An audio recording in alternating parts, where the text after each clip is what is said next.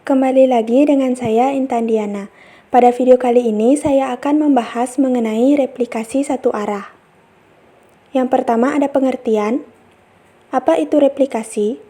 Replikasi database adalah sebuah proses yang memungkinkan seorang pengelola sistem komputer untuk mengelola beberapa salinan data MariaDB agar terduplikasi secara otomatis dari master ke database slave.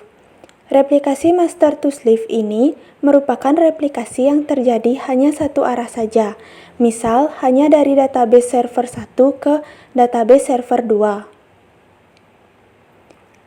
Dengan menggunakan metode master to slave, jika server database 1 dilakukan replikasi master to slave dengan server 2, maka setiap aktivitas database pada server 1, baik itu berupa insert, update, atau drop, maka secara otomatis aktivitas database tersebut juga berjalan di server 2.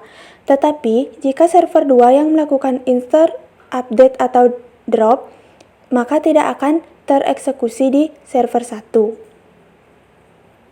Sedikit catatan, jika ingin melakukan replikasi, maka harus memiliki dua buah server, misalkan server 1 dan server 2. Server 1 akan digunakan sebagai master dan server 2 digunakan sebagai slave. Master adalah data dari sebuah database server, sedangkan slave adalah data yang direplikasi ke satu atau lebih database server lain.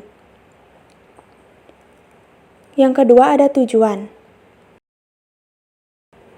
Replikasi database bertujuan untuk melakukan duplikasi pada sebuah server, sehingga database tersebut memiliki duplikasi pada server lainnya. Tujuan lain dilakukannya replikasi adalah untuk menyediakan kemudahan dalam mengakses data bagi user yang berada di lokasi yang berbeda dan berjauhan. Yang ketiga ada manfaat. Replikasi bermanfaat untuk berbagai hal, termasuk dalam pencadangan data, menganalisa data tanpa menggunakan basis data utama, meningkatkan kinerja pembacaan, dan berguna untuk melakukan sellout, yaitu membagi load query database ke beberapa database server. Baik, selanjutnya saya akan mencontohkan replikasi satu arah. Seperti yang dijelaskan sebelumnya, saat kita melakukan replikasi, diperlukan dua server. Nah, karena saya hanya memiliki satu laptop saja, maka saya menggunakan bantuan VirtualBox, di mana server master ini adalah laptop yang sedang saya gunakan, yaitu dengan Windows 10. Dan server slave-nya akan digunakan, yaitu VirtualBox dengan Windows 7. Yang pertama, kita akan melakukan pengecekan IP address dari masing-masing server terlebih dahulu. Yang pertama, saya akan mengecek IP address dari server master. Langsung saja ke cmd, lalu kita akan ketikkan ipconfig.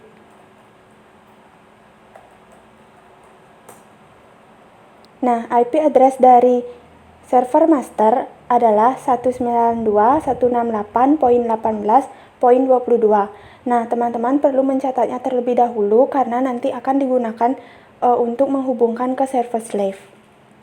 Nah, selanjutnya setelah mengetahui IP address dari server master, kita perlu mematikan firewall dari server masternya, yaitu dengan cara pada bagian WiFi ini kita klik kanan lalu Open Network Internet Setting. Nah, selanjutnya di sini Windows Firewall. Nah, kebetulan tadi saya sudah mematikan firewall-nya terlebih dahulu. Nah, bagi teman-teman bisa mematikan firewall-nya terlebih dahulu seperti yang terlihat di layar. Selanjutnya kita akan mengaktifkan exam. Langsung saja ke exam. Nah, di sini kita start pada MySQL.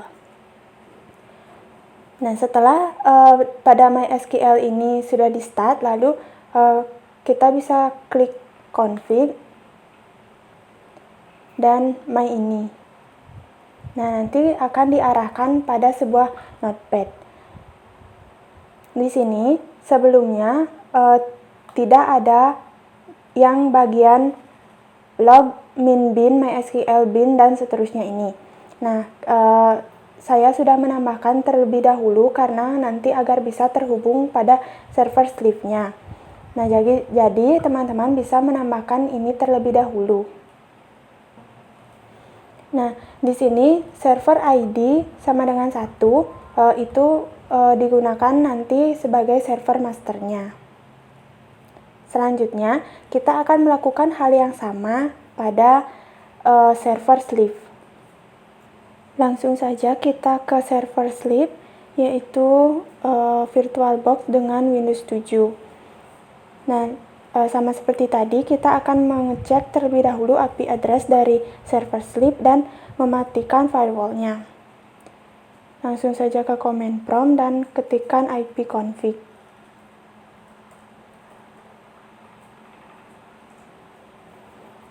Nah, di sini IP address dari server sleeve ini adalah 10.0.2.15. Selanjutnya, kita akan matikan firewall di server sleeve ini. Sama seperti tadi, klik kanan, open network setting, lalu Windows Firewall.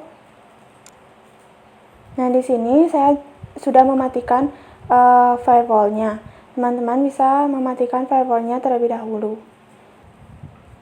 Nah, setelah mematikan firewall, kita akan mengaktifkan exam-nya. Sama seperti tadi, ke exam, lalu pada bagian MySQL kita klik start, lalu config, my_ini. Lalu di sini akan ditampilkan sebuah notepad. Nah, sama seperti tadi, sebelumnya bahwa log, bin, dan seterusnya ini tidak berisi. Nah, saya sudah tambahkan. Lalu di sini server ID itu sama dengan 2. Kenapa 2? Karena server ID satunya itu sudah digunakan pada server master. Nah, selanjutnya jangan lupa untuk di-save. Lalu kita akan kembali ke server masternya. Kita langsung saja ke server master 1 dan ke command prompt.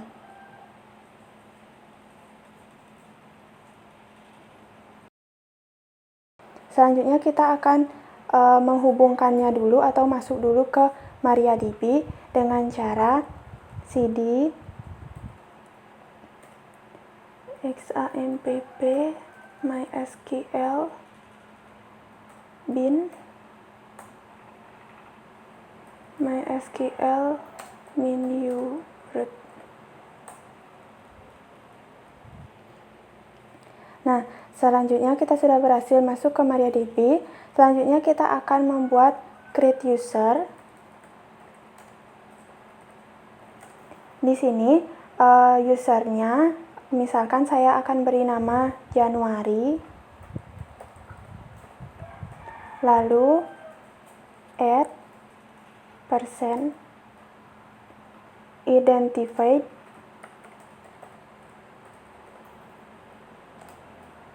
by. Nah, di sini akan memasukkan passwordnya, misalkan Januari 27 titik koma. Nah, query OK, berarti kita sudah berhasil membuat user dengan nama Januari. Selanjutnya, grant replication.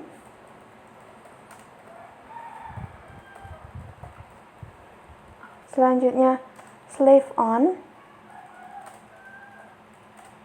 Bintang, titik, bintang. Selanjutnya, to, nama user yang tadi kita buat, yaitu Januari. Lalu add persen identified by passwordnya yang tadi 27, lalu titik koma. Query OK. Selanjutnya kita ketikkan flux tabel with read log.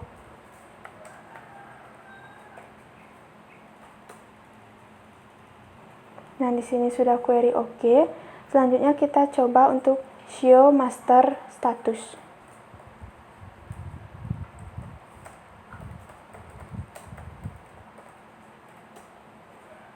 Nah, di sini master statusnya yaitu MySQL bin poin 00007 dengan posisinya itu 692. Nah, teman-teman perlu mencatatnya juga karena nanti akan digunakan di server Slift juga. Nah, selanjutnya kita unlock tabel.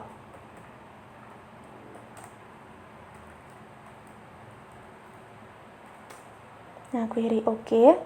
Selanjutnya kita akan ke server Slift. Nah, langsung ke server Slift-nya. Ini kita X dulu. Nah, selanjutnya di sini kita akan masuk dulu ke MariaDB-nya. Caranya sama seperti tadi. cd exampp mysql bin mysql min uroot. Nah, di sini sudah terhubung ke MariaDB. Nah, selanjutnya kita ketikkan dulu stop Slift.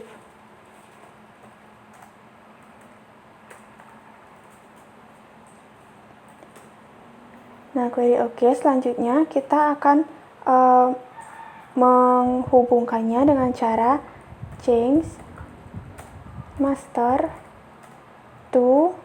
Nah, di sini kita akan menghubungkannya ke server master yang tadi,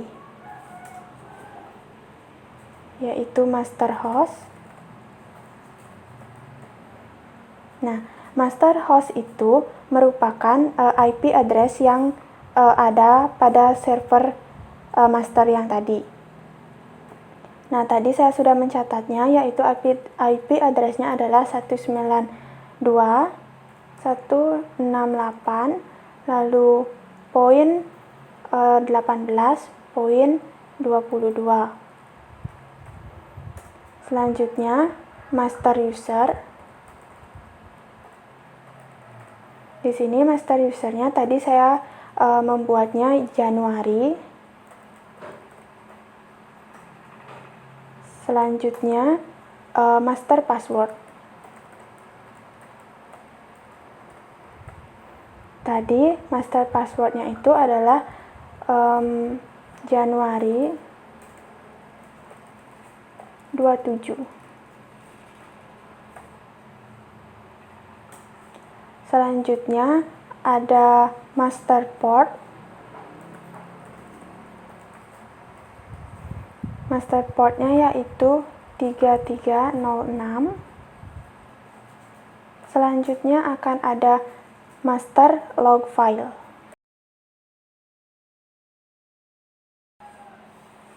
Master log filenya itu adalah mysql bin dot. Tadi saya sudah mencatatnya yaitu 0 sebanyak 5 kali, 7. Ini diambil dari server master yang tadi. Selanjutnya, master log post.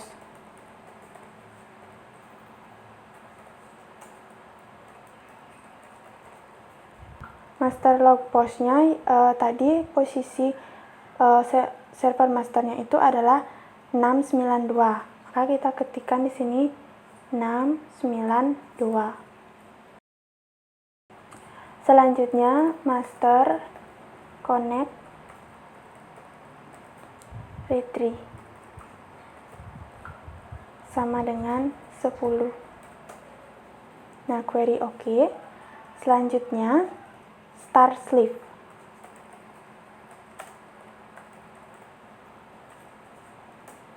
Query oke. Lalu show Slift status.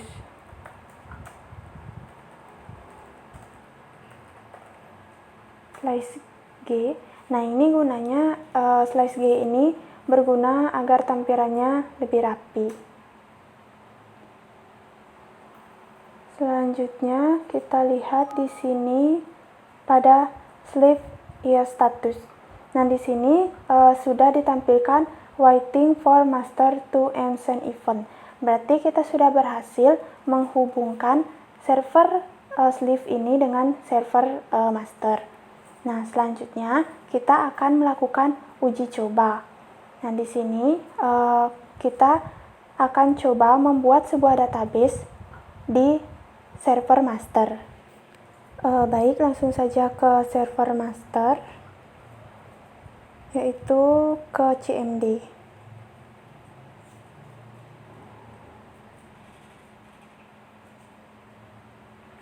Nah, di sini kita akan membuat sebuah database baru.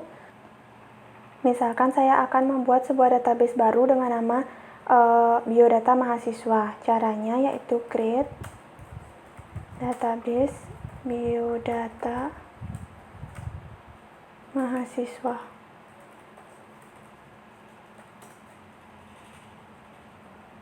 Nah, query OK. Selanjutnya kita akan lihat apakah database ini sudah benar-benar ada atau tidak, yaitu dengan cara show database. Nah, di sini sudah ditampilkan biodata mahasiswa. Nah, berarti saya sudah berhasil membuat sebuah database baru dengan nama biodata mahasiswa dan sudah disimpan pada server master. Nah, selanjutnya kita akan mengecek pada server sleeve apakah biodata mahasiswa ini sudah tersimpan di server sleeve-nya. Langsung saja ke server sleeve, yaitu VirtualBox dengan Windows 7.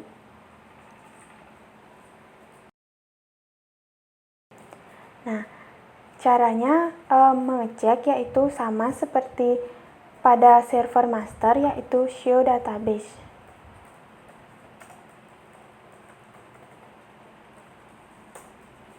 Maaf, ada sedikit salah ketik. Show database. Nah, di sini sudah ditampilkan database biodata mahasiswa. Nah, berarti kita sudah berhasil membuat replikasi satu arah, di mana tadi kita membuat database biodata mahasiswa di server master dan sudah tersimpan juga di server sleeve-nya. Baik, mungkin cukup sekian yang bisa saya praktekkan mengenai replikasi satu arah. Sekian dan terima kasih.